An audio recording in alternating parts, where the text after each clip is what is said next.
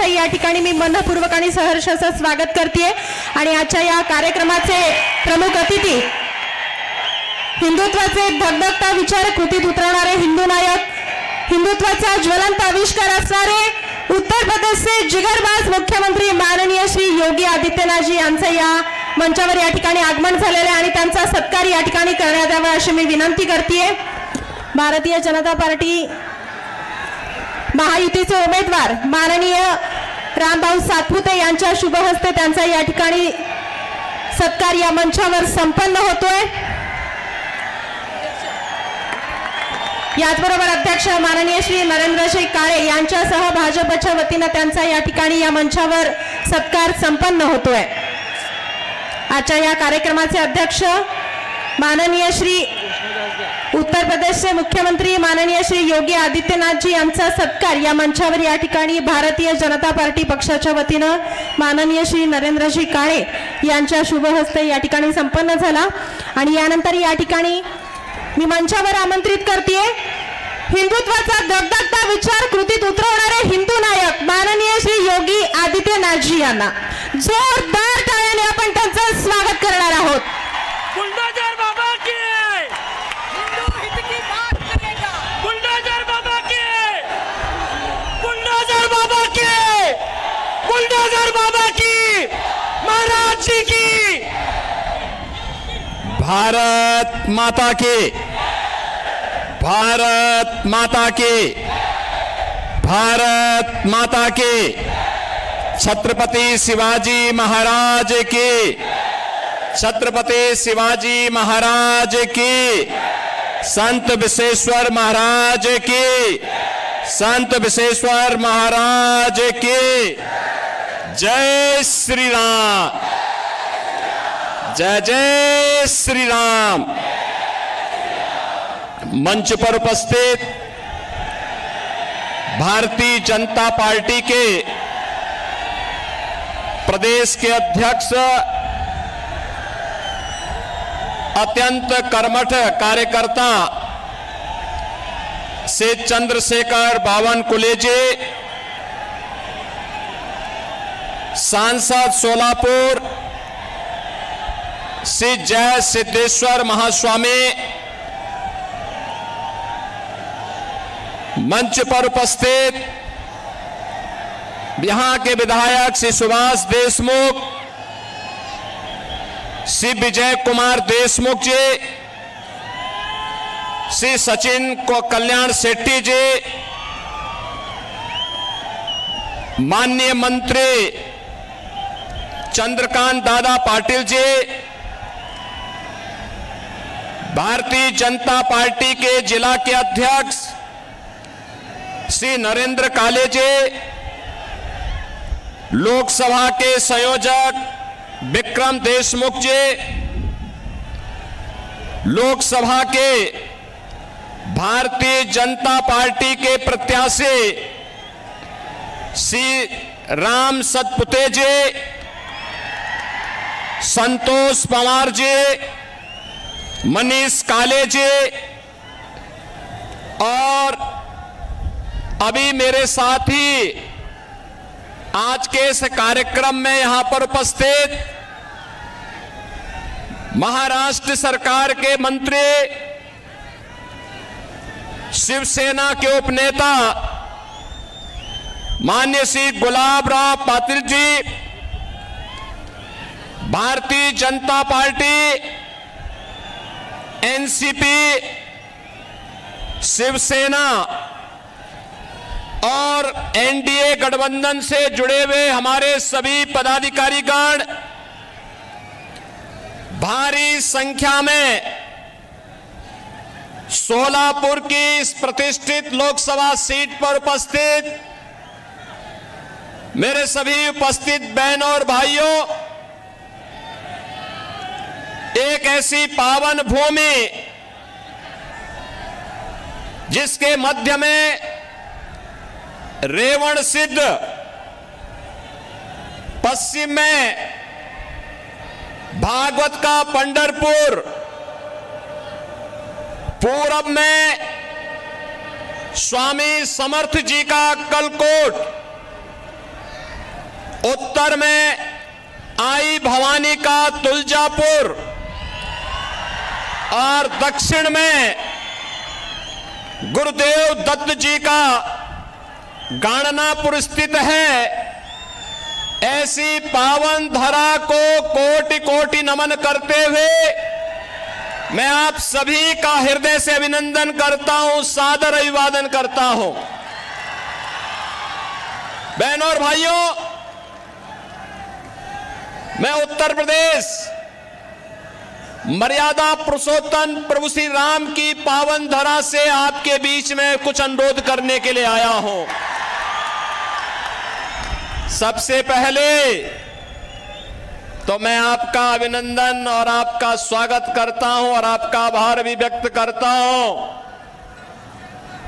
कि श्री राम जन्मभूमि आंदोलन के दौरान महाराष्ट्र के हमारे सभी भाजपा शिवसेना के कार्यकर्ताओं ने, महाराष्ट्र के हमारे वीर कार्यकर्ताओं ने जिस आंदोलन में बढ़ चढ़ करके भाग लिया और उस दौरान राम जन्मभूमि मुक्ति के उस आंदोलन के साथ जुड़ करके सफलता अर्जित की, आज प्रधानमंत्री मोदी जी के प्रयास से और आप सबके सहयोग से अयोध्या में भगवान राम का भव्य मंदिर बन गया है। अयोध्या में प्रभु राम का यह भव्य मंदिर हम सब भारतवासियों के लिए भव्य भारत के राष्ट्र मंदिर का एक चित्रण प्रस्तुत करता है। बहनों और भाइयों, अयोध्या का राम मंदिर इस बात का संकेत है कि अगर हम एकजुट होकर के कार्य करेंगे तो सिद्धि हमें अवश्य प्राप्त होगी, कोई ताकत हमें रोक नहीं सकती है। मोदी जी ने, प्रधानमंत्री मोदी जी ने 10 वर्षों तक इस देश के अंदर अथक प्रयास करके उनके प्रयासों में बाबा साहब भीमराव अंबेडकर का संविधान,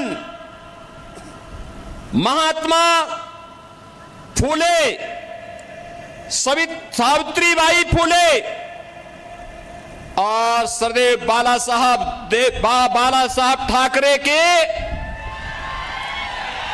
विचारों की प्रेरणा प्रधानमंत्री मोदी जी के एक एक कार्य में झलकती है और उसी का परिणाम है पूरे देश के अंदर चारों ओर एक ही स्वर से लोग आवाज उठा रहे हैं।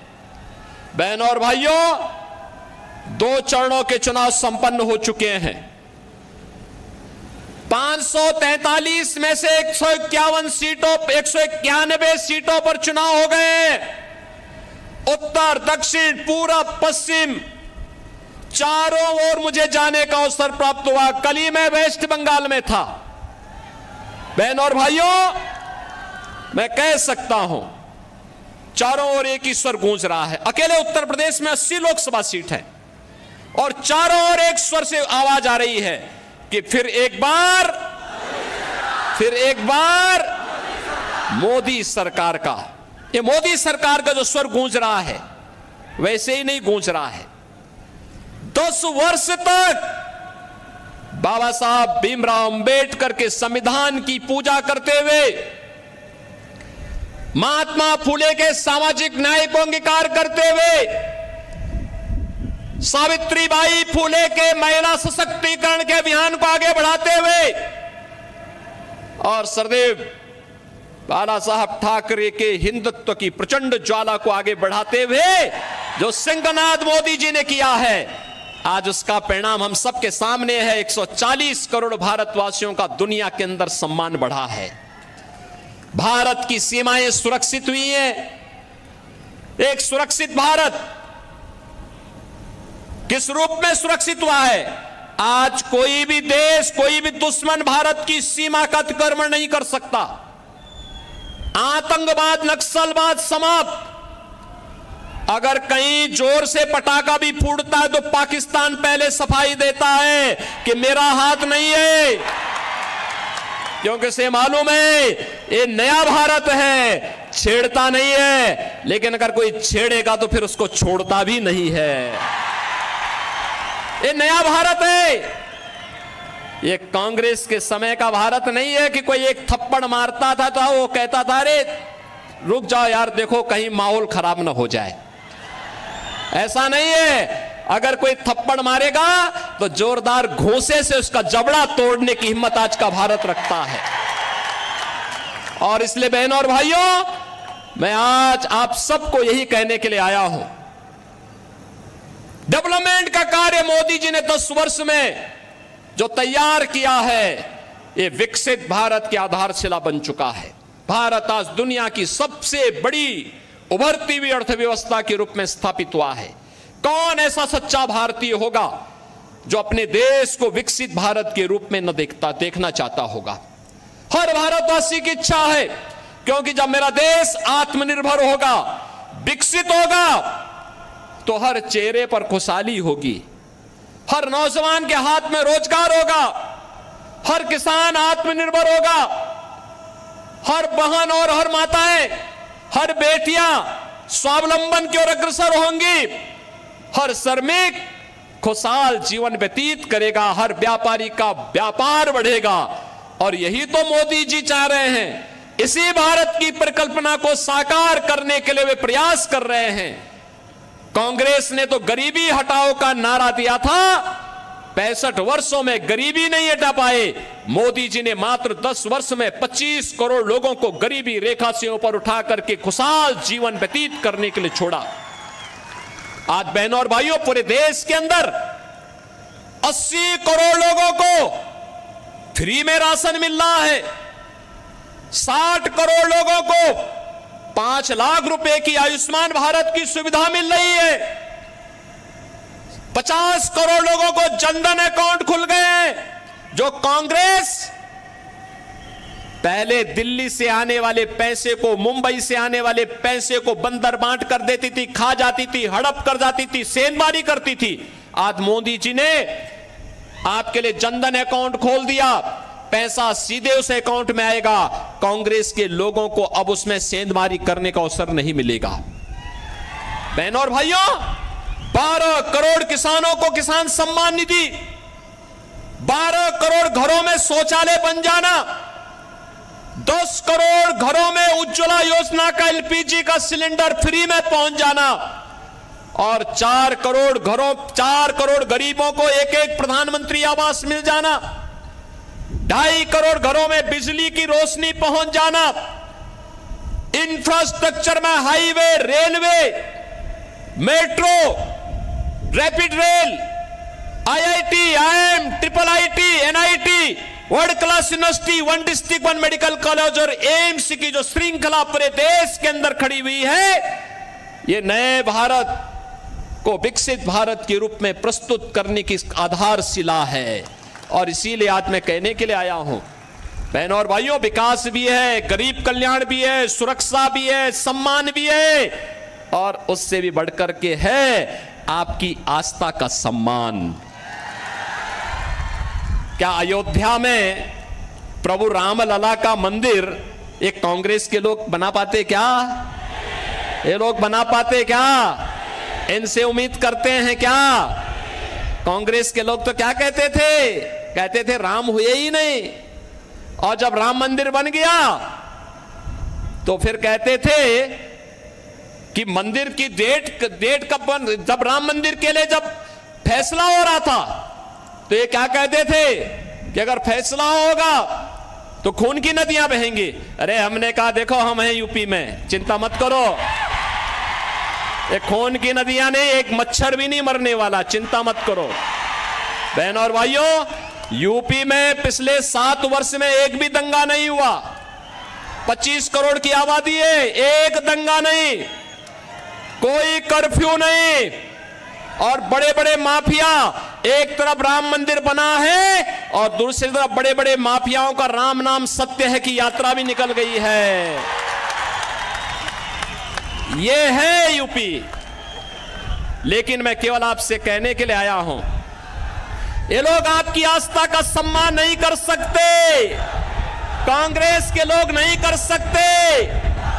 जो लोग आपको गुमराह कर रहे हैं बहनों और भाइयों, ये वही कांग्रेस है जिसने राम के अस्तित्व पर प्रश्न खड़ा किया था, और यही कांग्रेस है जिसने हिंदुओं को अपमानित करने के लिए हिंदू आतंकवाद का शब्द भी दिया था। हिंदू आतंकवाद, क्या हिंदू आतंकवादी होता है क्या? ये कांग्रेस के लोगों को क्या हो गया था? यूपीए की सरकार थी और तब इन्होंने हिंदू आतंकवाद शब्द भी दिया था।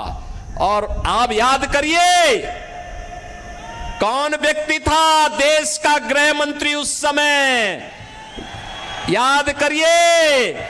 उसी के लोग, उसी के परिवार के लोग आज चुनाव लड़ने के लिए यहां पर अपने खूनी पंजे के साथ आपके बीच में आए होंगे, और उसी से सावधान करने के लिए मैं आपके बीच आया हूं, आपसे कहने के लिए। उस समय इन्होंने कहा था, जब मालेगांव के विस्फोट हो रहे थे, तब इन्होंने कहा था इसमें योगी आदित्यनाथ का भी नाम होगा, हम सीबीआई का रेड कराएंगे। हमने कहा एक बार प्रमाण के साथ भेजना मेरे पास थोड़ा। अपने कृत्यों पर इनको कभी पश्चाताप नहीं होगा। और बहनों और भाइयों, हिंदुओं को अपमानित करने के लिए, हिंदू आस्था पर कुठाराघात करने के लिए इन्होंने क्या कुछ नहीं किया है। कांग्रेस साथी तो 65 वर्षों तक शासन करने का उसे अवसर मिला था। वह भारत को दुनिया की एक बड़ी ताकत बना सकती थी, देश को नक्सलवाद, आतंकवाद से मुक्त कर सकती थी। लेकिन आतंकवाद की जड़ कांग्रेस, देश के अंदर नक्सलवाद की समस्या कांग्रेस ने दी, गरीबी कांग्रेस ने दी, भ्रष्टाचार कांग्रेस ने दिया, देश की सुरक्षा में सेंध कांग्रेस ने लगाया। और अब तो कांग्रेस अपने घोषणा पत्र के माध्यम से ओबीसी, अति पिछड़ी जाति यानी पिछड़ी जाति के आरक्षण पर और अनुसूचित जाति जनजाति के आरक्षण पर भी सेंधमारी करने का प्रयास कर रही है। कांग्रेस का घोषणा पत्र बताता है, वह कांग्रेस का घोषणा पत्र क्या कहता है? कांग्रेस का घोषणा पत्र इस बात की पुष्टि करता है कि यूपीए सरकार के समय कांग्रेस ने यही प्रयास किया था। उस समय उसने जस्टिस रंगनाथ मिश्रा के नेतृत्व में एक कमेटी बनाई थी और कमेटी ने कहा था कि पिछड़ी जाति के लोगों को मिलने वाले 27% आरक्षण में से 6% मुसलमानों को दे देना चाहिए। क्या हम अपने पिछड़ी जाति के लोगों के हक को किसी दूसरे को बांटने देंगे क्या? हिंदुओं का आरक्षण किसी को मिलना चाहिए क्या? और सच्चर कमेटी गठित करके इन्होंने मुसलमानों की कुछ जातियों को अनुसूचित जाति में शामिल करने का प्रयास किया था। वो तो भारतीय जनता पार्टी थी, विरोध किया था, तब ये बच पाया था। आज गुमराह कर रहे हैं कांग्रेस के लोग। ये अनुसूचित जाति, जनजाति और पिछड़ी जाति के आरक्षण में सेंध लगाने के लिए आज कांग्रेस ने साजिश रच दी है और इसीलिए अब वह तमाम प्रकार के झूठ का सहारा ले रही है। और बहनों और भाइयों, मैं इसीलिए आपसे कहना चाहता हूं, कांग्रेस के नेतृत्व में जो महागठबंधन बना है देश के अंदर, बहनों और भाइयों, ये देश की महासमस्या है। इस समस्या को जितनी जल्दी आप अपने से दूर कर पाएंगे, देश उतनी तेजी के साथ आगे बढ़ पाएगा। ये भारत के विकास का बैरियर है। ये आतंकवाद, नक्सलवाद की समस्या में सबसे बड़े बैरियर है। ये देश के अंदर आपको बांटेंगे। पहले कांग्रेस गुमराह करने के लिए क्या कार्य कर रही है, इसके लिए इसने आपको क्या एक झुंझुना पकड़ाया है। ये कह रही है हम पहले जातीय जनगणना करेंगे, जातीय जनगणना करके हिंदुओं की जातियों को आपस में लड़ाएंगे, फिर आपस में लड़ाने के बाद जब आरक्षण का मुद्दा इनके मुद्दे से अलग हो जाएगा, उसमें लोगों का ध्यान आपस में लड़ने में ही हिंदू लड़ने लग जाएगा, तो उसके बाद चुपचाप आपके हक पर ये उसको मुसलमानों को देने का काम करेंगे और फिर भारत की इस्लामीकरण का, तालिबानीकरण की एक रूपरेखा अपने घोषणा पत्र के अनुसार कांग्रेस तैयार कर देगी। हमें कांग्रेस के इस मंसूबे को सफल नहीं होने देना है। बहनों और भाइयों, इस देश का फिर से मजहब के आधार पर बंटवारा नहीं होने देना है और इसके लिए चाहे कोई भी कुर्बानी देनी पड़े, हमें इसके लिए अपने आप को तैयार करना है। और इसीलिए हम आए हैं। आज जो परिवर्तन आपको देश के अंदर देखने को मिल रहा है, ये परिवर्तन का नेतृत्व करता, इसके सारथी हैं देश के प्रधानमंत्री मोदी जी। और आज हमारा दायित्व बनता है 10 वर्ष तक बिना रुके, बिना डिगे, बिना झुके मोदी जी ने देश के विकास के लिए 24 घंटे 365 दिन लगातार 10 वर्ष तक काम किया है। और आज इसीलिए मैं आपसे अपील करने के लिए आया हूं, अगर मोदी जी अपने स्तर पर मेहनत करते हैं, कार्य करते हैं, देश के लिए सोचते हैं, नेशन फर्स्ट के लिए कार्य करते हैं, मोदी जी नेशन फर्स्ट की बात करते हैं और कांग्रेस और उनके गठबंधन के लोग फैमिली फर्स्ट की बात करते हैं। यही अंतर है। मोदी जी देश की बात करते हैं, वे परिवार की बात करते हैं। मोदी जी कहते हैं भारत को विकसित बनाएंगे, वे कहते हैं नहीं, हम भारत को बंटाधार कर देंगे, बांटना चाहते हैं देश को। क्या भारत को बांटने वालों का साथ देंगे क्या? बहनों और भाइयों, देश के अंदर जो सुरक्षा का माहौल है, देश के अंदर विकास का जो माहौल है, भारत का जो दुनिया के अंदर सम्मान बढ़ा है, मोदी जी नेतृत्व करता है, मोदी जी को श्रेय जाता है। लेकिन उससे बढ़कर का श्रेय आपको है, क्योंकि आपने मोदी जी पे विश्वास किया है। और इसीलिए इसके लिए मैं आपका अभिनंदन करता हूं और इसीलिए आपसे अपील करता हूं, आपका एक वोट, आपका एक वोट अगर गलत दिशा में जाता है, आतंकवाद का पुराना दौर वापस आ जाता है। लेकिन अगर भारतीय जनता पार्टी के पक्ष में जाता है, आत्मनिर्भर और विकसित भारत की परिकल्पना को साकार करता है। जहां राम मंदिर भी है, जहां बाबा साहब भीमराव अंबेडकर के पंचतीर्थ भी हैं, जहां पर भारत की आस्था के प्रतीक पूज्य संतों का सम्मान भी है, और जहां पर गांव गरीब सबके विकास की, सबका साथ और सबके विकास की भावनाओं के अनुरूप कोई नहीं कह सकता कि मोदी जी ने 10 वर्ष में किसी का चेहरा देखकर के योजना का लाभ दिया हो। भारत का नागरिक हो, जरूरतमंद हो, उनको योजना का लाभ मिलना चाहिए। मोदी जी ने पहले दिन कहा सबका साथ, सबका विकास। तो सबका साथ और सबके विकास में कहां से बात आती है, कहां से संविधान बदलने की बात आती है? मोदी जी तो बाबा साहब भीमराव अंबेडकर के संविधान की पूजा करते हैं। याद करिए, जब भारत का नया संसद बन रहा था, मोदी जी बाबा साहब भीमराव अंबेडकर जी के संविधान को सिर पे रख करके लेके जा रहे थे, कह रहे थे हमारे भारत का सबसे पवित्र ग्रंथ है, स्वतंत्र भारत का सबसे पवित्र ग्रंथ है। क्या कांग्रेस के लोगों ने कभी यह काम किया? कभी नहीं किया, करेंगे भी नहीं। इन्होंने तो बाबा साहब भीमराव अंबेडकर का जितना अपमान कांग्रेस ने किया, किसी और ने किया ही नहीं होगा। और इसलिए बहनों और भाइयों, इनके बहकावे में आने की आवश्यकता नहीं। याद रखना, जिन लोगों ने राम मंदिर के मार्ग में रोड़े अटकाए हैं, जिन लोगों ने हिंदुओं को आतंकवादी कहा है, हमारा वोट अगर उनकी तरफ जाता है तो बहनों और भाइयों, आने वाली पीढ़ी कभी हमें माफ नहीं करेगी, कभी माफ नहीं करेगी। और इसीलिए मैं आपसे अपील करने के लिए आया हूं, पूरे देश के अंदर जो आवाज है, एक ही आवाज है, एक ही स्वर है। जो राम को लाए हैं हम उनको, जो राम को लाए हैं हम उनको लाएंगे। और मोदी जी 500 वर्षों के बाद प्रभु राम को अयोध्या में विराजमान कराए हैं। और इसीलिए मैं आप सबसे अपील करूंगा कि मोदी जी को फिर से हम देश की सत्ता सौंपेंगे। ये सोलापुर का संकल्प होना चाहिए। सहमत हैं? सहमत हैं? सभी लोग सहमत हैं? श्री राम भाई सतपुते को भारी बहुमत से विजयी बना के भेजेंगे, लेकिन आपको घर घर जाना पड़ेगा, मोदी जी का प्रतिनिधि बन करके जाना पड़ेगा। जाएंगे? श्री चंद्रशेखर बावनकुले जी का प्रतिनिधि बनकर के जाना पड़ेगा, जाएंगे। श्री देवेंद्र फडणवीस का प्रतिनिधि बनकर के जाना पड़ेगा, जाएंगे।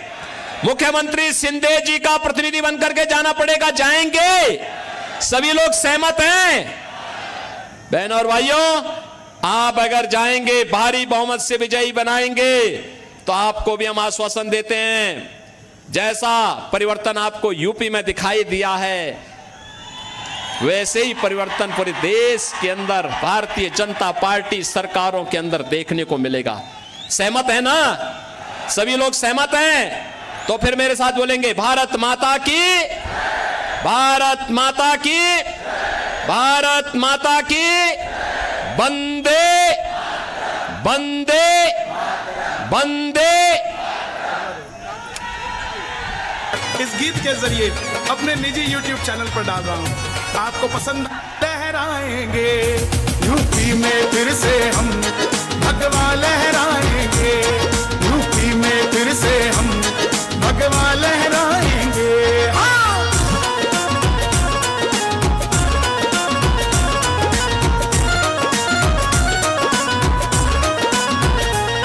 योद्धा भी सजा दी है, काशी भी सजा दी है, योद्धा भी सजा दी है, काशी भी सजा दी है। मेरे श्याम कृपा कर दो, घनश्याम कृपा कर दो, मथुरा